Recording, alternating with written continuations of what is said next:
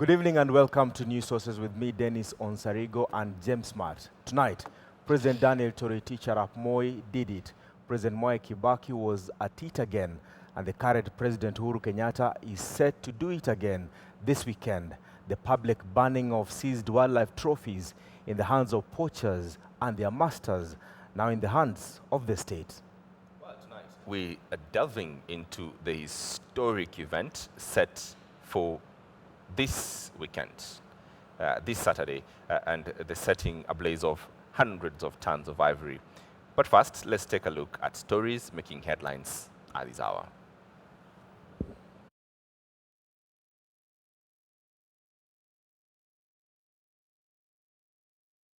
The High Court has declined to stop CORD's demonstrations against IEBC pending hearing of the case. 5 members of parliament allied to the ruling Jubilee coalition had moved to court to have the planned CORD protest at IEBC offices stopped.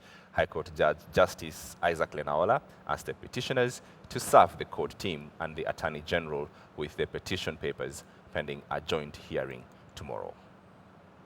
Now, in the same vein, the Inspector General of the Police, Joseph Boynet, has warned police officers attached to VIP protection against accompanying those they are serving to illegal protests. The police boss and any officer says any officer found to be culpable would face severe disciplinary action that may include dismissal. Now, this order follows demonstrations held by the opposition court to IEBC offices demanding the commissioner's vacate office. Well, in Kenya Airways, flights were today disrupted after pilots under the Kenya Airline Pilots Association went on strike. The strike saw passengers stranded after 10 flights to various destinations were cancelled. The striking pilots are demanding for the resignation of Kenya Airways CEO Mbuyu Gunze and better pay. The pilots went on strike despite agreements with the KQ to hold consultations until an agreement is reached. Now, Kenya is set to make one of the biggest statements on the war on poaching this weekend. 100+ tons of ivory is said to be burnt this weekend, making it the largest in the world in the recent past. Has Kenya turned the corner on the war on poaching? Tonight, we are joined by our very own James Smart, Paul Wafula from the Standard newspapers, and Manu Magoma. Gentlemen, welcome to the show. Thank you. Paul, kick us off with this conversation. Is it a display of how we're going to do things, or we are serious about this war on poaching? I think this will be an international display of our failure to handle the entire of this poaching mess. I don't see how to see it any differently, because if we are banning tons of ivory at this day and age, and this is the largest, maybe 2-3 years ago, later we'll again say another one of the biggest. Every other time we are banning is actually bigger than the previous one. So what it just says is that, I mean, we are losing more and more. And by banning, I mean, are we celebrating some success, or are we actually saying we have failed to protect our elephants? I mean, so from where I sit, I think, I mean, with all the efforts that have been put in place, the international community that is here, I mean, we have diplomats, we have pop stars, we have entrepreneurs who are here to show support that they are really against poaching. But also we have to look at it from the other side, that even as we ban this, I mean, it's a demonstration that we have failed to take care of our wildlife. So that's how I look at it. All right, let's give this some context. Just a few months ago, President Uhuru Kenyatta did engage in banning of ivories. Let's just have a listen at what was said then. African countries are concerned about the scale and rate of the new threat to our endangered wildlife species. We are committed to combating the menace robustly and persistently until we dismantle the entire vile economy.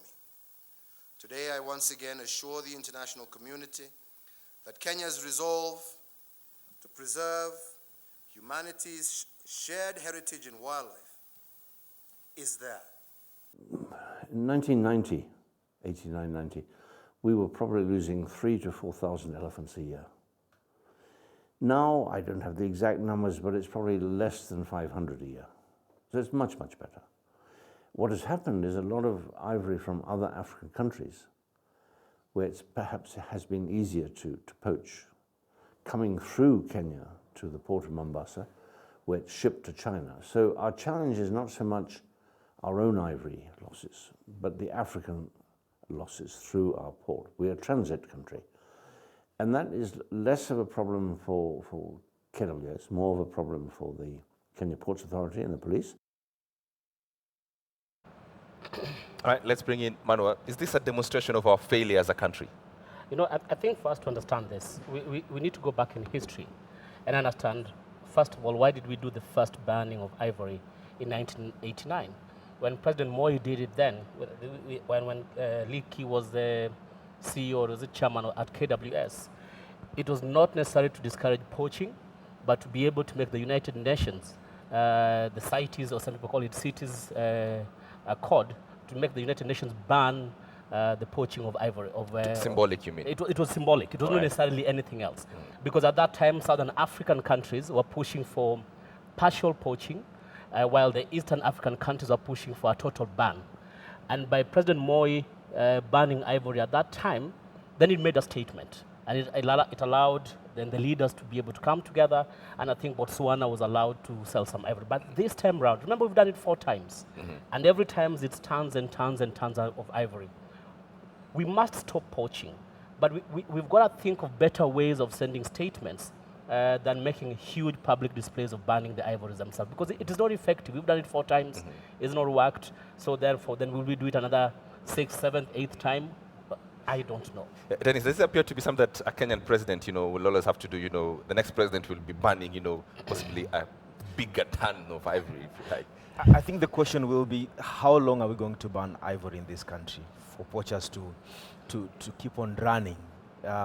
Because, this ivory has come from living elephants and rhinos, and having this public display of anger by banning this ivory should be a wake-up call, not only to agencies charged with this responsibility. Manuel? But let's also remember, first of all, that's some things that we've got to put into context. The local communities from where that neighbor the game parks or the game reserves where these elephants are being raised are not as involved as they should in the protection of the animals. If you look at Botswana as a case example where the number of elephants is increasing, they're doing a very good job, not because of the banning of ivory, but because of how much they're engaging the local communities. So they feel that those animals being there is part of the community's growth and community existence. Exactly. I'll be a lot more encouraged if today we are banning 105 tons of ivory, 1.3 tons of something else. If we were to ban 60 tons of ivory next time we are banning, and the other time we are banning 20, I will be a lot more encouraged that probably we are showing that we are now, we have less and lesser of what we are banning. But if every time the mountain gets bigger, the fire becomes bigger, what are we saying? And if you are a poacher, surely... Why do we keep on stockpiling this ivory first of all, for ask this yourself, grand moment of banning? When you've got 105 tons of ivory, how many elephants are those? Yeah. Some people say it's about 10,000 elephants. Some people say it's about 7,000 elephants. Last year we lit up about 15 tons. 15 tons will be about how many? About 2,000 elephants. And banning will send a message. It will hit global headlines, agreed. But unless we are able to arrest the people who ship the ivory in containers, the ones that were labeled as a tea that were returned from Southeast Asia, unless we arrest those people, then we can ban as much as we want. And that's the point. Dennis, you've done stories, you've interacted with this. Day in, day out, we seem to arrest people somewhere at the port or poachers, and it's a big story to arrest them, and then it just disappears. Do we have a political will in this country to actually fight poaching? I think that is a question that we should be asking going forward. And if you can remember, Smart, some time back, ivory that was in State House Mombasa went missing. Ivory that was exhibits in court were found somewhere in Thailand, and they were returned back, and officials in Thailand told Kenyan officials, this ivory that we have gotten to this side of the world, has been marked as exhibits before your courts of law. So there seems to be, fine, we have this big stockpile of ivory, but when you look at it again, there's leakage. There's so much of this ivory out there that needs, something needs to be is done it about. the whole of it? Is this 105 tons? Is it the whole of it? Will it just be maybe 5%? Will it be 10% of the actual ivory that is out there that has actually gone through our Well, borders? that's the point. Let's bring in, there's this question of cartels, running circles around government agencies, and this has slowed down the war on poaching. We have had unexplained murders of innocent Kenyans set up and killed in the name of poaching. So what is their voice, Paul? I think that will be a better way of looking at it, because I mean, in the fight there are casualties in both sides of it, and it's big trade, and you see there's actually huge amounts of money involved, and where there's money, you know what happens. So probably you'll find an officer there who is trying to do their job very well, and they're stepping on toes of someone else. They will end up being victims. I mean, we have so many soldiers. I mean, our rangers and KWS who have also been able to find themselves on the wrong side of the law. I mean, there are those who have done a decent job. There are those who haven't done a decent job. But smart for me, where I look at it right now, is that tomorrow, on Saturday, as we go to ban, I'd like to see a list of, we have 105 tons of ivory, but we have taken 150 people to court, and they are in this jail. We have 10 people in whatever place they are rotting there. Isn't that a better conversation to have, Manuel? Yeah. But for me, first, the numbers of the amounts of ivory being burnt is just a different conversation altogether, and I may not want to get that because I don't have expert view on that. But I think the bigger conversation that we might be missing in this particular case is, number one, by banning the ivory, we are then starting to move away from another conversation that we should be having of the rhinos. Remember, from in the ranking in terms of extinction, rhinos are seen as almost extinct. Yes. Rhinos, elephants are still endangered, and those are different rankings. So in the next, if we continue poaching rhinos as we go on, probably rhinos will be dead. Should that bring the point home of, do we really have political will in this country to actually fight poaching? Smart, I don't think so. I mean, some time back we did a story, Poachers and Butchers, that exposed the kingpins behind poaching. Kenya Wildlife Service caved in and sent home 5 senior KWS officials. After 3 months, they were back in office. All of them, they were back in office. And the kingpin that we exposed was killed, I think, 2 or 3 months ago. His murder has never been explained. And this man was connected to many other people in government and out of government. Is there political will to fight poaching and to protect this ever-disappearing number of rhinos? And remember, when you did the story, Smart, we had every July, a rhino used to be killed, but this used to be planted on will-be poachers, but these were sometimes innocent Kenyans set up to go into these national parks on rhino ranches and get killed, and rhino horn is stolen. Wafula, how far can we go with these games of I mean, look at an average size of one of those tusks. I mean, how do they get out of the country? Do they? I mean, it's very easy to sort out this mess. You close your borders, you shut them down properly. You put out good fines. I mean, 1 million. Sometimes a slap on the wrist. We saw some people who went to court. They were asked for 1 million. They gave it. They walked away, and there's nothing to do with it. So we need to have legislation that actually is hard. I mean, that someone sees the consequences of that. Smart. There is legislation in place. I mean, government has moved to make yes. sure that we try and tighten Let the me noose give you around. an example. Yep. When you are arrested with drugs in China, you will be shot. Yes. You get killed. You get killed. It's as simple as that. There are no questions about it. You get killed when you're arrested with drugs in China. And in spite of China being the most populated country in the world, the drug rates are fairly low. Maybe we need to start Are you thinking. suggesting that's where we should go? Should we kill our own? That's what Mano is saying. Maybe we need to start thinking of more strict implementations of these laws that exist, or consider changing them, or just as we said about corruption, put in place institutions that make sure that we never find an elephant or a rhino or any other animal for that matter dead. But just before we finalize on this, rhino and poaching business, our laws are just about enough. We always seem to run behind the law every time something does not make sense, Manuel. The police and the judiciary always pass back to the other. The judiciary will always say, as a judge, I cannot convict somebody when the investigation was weak. The police will always say, look, we've given you the case as it is. You are the judge. You let the person go scot-free. A ping pong of some sort. Let's change gears, guys. Let's change gears. And there are new laws again in town. The Kenya Film and Classification Board is at it again. Now, witch doctors and herbalists cannot just paste their skills on streets without informing Ezekiel Mutua's office.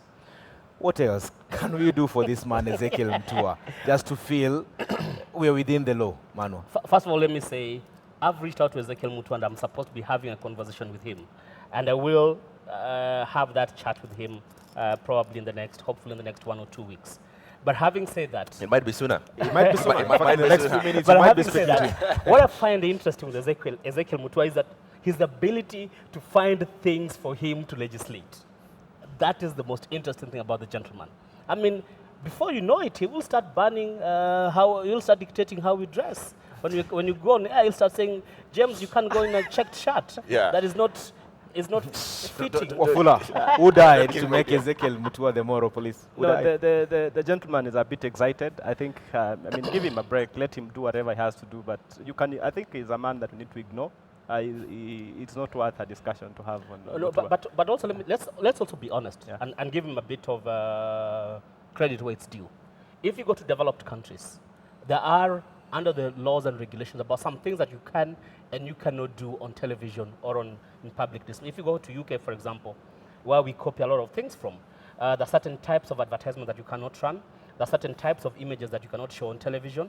There are certain types of programming that you cannot show on television. And they've got a complaints authority where if somebody, for example, watched a news item which had blood or violence or anything, they can call that particular authority, and that the authority then will be able to pick it up. To pick it up. Yeah. And the same works in the US. But also what has happened in these countries as well is that there's self-regulation within the industries. So you find in advertising, just as a case example, and we don't even have to go far, in Nigeria, as a case example, before your ad runs, the Advertising Self-Regulation Association, which is an association of advertisers, sit and look at it and say, it is fit to be aired for public consumption. For public consumption. So Manu, what you're at that saying, point, Manu, what you're saying, there are structures in place. Wafula, should Ezekiel Mutua walk us down that path of structures first before exactly, legislating? and we have institutions that have technically been doing this. Behind closed doors. If you look at mainstream, for instance, there are a few challenges that you've seen in terms of advertisement, and those ones you can point them out, but they are far wide and spread. But you are dealing with a social media space. This is where we are. This is a place you cannot legislate even. You can't even make public statements now. Look at witch doctors, for crying out loud. I mean, how are you going to sort out this? Guys come and paste at night and they work. What are you going to do? What are you going to do? I mean, this run is mad. fly their trade. Let me tell you, the interesting thing, and I blame Kenyan journalists and the people who are within the space to be able to interact with Mutua for having not taken him to task. I think there was a court ruling back in 2007, if my memory serves me right, that said advertisements, for example, are not under the purview of Kenya Film and Censorship Board. The other day, I listened to him on a different TV program, and he was saying, the new constitution came into place, so therefore that ruling. But you see, in law, you cannot do that. Yeah, a ruling is a ruling. We could be speaking to him shortly, but the question that I think that is, comes out now is that to what extent does he have the powers to do the things that he has, or is he supposed to walk us down, as you said, into a path where institutions work? Exactly, and even his institution that he's working, what is the capacity? When you sit out and make those kinds of pronouncements, does he even have 10 people under him that can actually walk and look for these witch doctors? Man, or does he? Does this man have the capacity to legislate and police? To be honest, I don't know. I don't think so. I don't think he has that capacity. I mean, there are too many films and programs being released every day, and I don't think they've got that ability to be able to go through them. What probably Mutua has not done, and I think that's why we are all throwing stones at him, he's not sat and agreed a framework with the stakeholders and said, guys, this is what I intend to do. I'm sure if you spoke with some parents will say, yes, he's doing a good thing. Some will say, come on, that guy is lost a little bit. He needs to take a step back work with people, say, how do we clean up the industry? Because, to be honest, some time back, if you remember, Kenyans complained about the... It's Mutua's time. He's online. Let's bring Ezekiel Mutua on this discussion. Good evening, and thank you very much for watching the program. So how are we going to get witch doctors, Mutua, who are pasting things at night and disappearing? How are we banning them? Hello, good evening. If you can hear me. Yeah, good evening. Yes. Mr. Mutua, James is asking, how are you going to do this? These people will show up at night and paste their skills out there in the streets. How are you going to stop them? Which people are this? Herbalists and doctors. You're talking about the billboards? Yes. Oh, well, I mean, we do not enforce the law. We just pronounce the policies and spell out what needs to be done in respect to the content that is displayed out there. But it's not our work to enforce that. There is police, and we will instruct them when we feel the law has been breached. Mm-hmm. Mutua, you've been accused by the media society of coming up with regulations without engaging them. Is this a broad-based approach by you? Are there stakeholders on board on this, or you're just doing it on your own? I think we're making small things look very important and important things look very small. It's a strange way of looking at things, because I've not come up, or KFCB has not come with any new laws since I joined the organization. What we are dealing with is just executing the mandate in line with the laws that have already been in existence. If we're bringing up new laws, then that would require stakeholder consultation. But if it's about enforcing the law as it exists, you don't need to go out there consulting again, because the process of lawmaking and policy making in Kenya requires stakeholder consultation, and that has been done at the point of coming up with the policies. But at the point of implementation, you don't need stakeholder consultations to guide your implementation. You're guided by the law. All right, Ezekiel, just that's interesting. And the question then that follows is, do you feel that you're a misunderstood man? Because every time you come up with a legislation, you either are having difficulties of convincing people that you are not supposed to be policing them, and like you say now, that you don't come up with new laws. Are you a misunderstood man?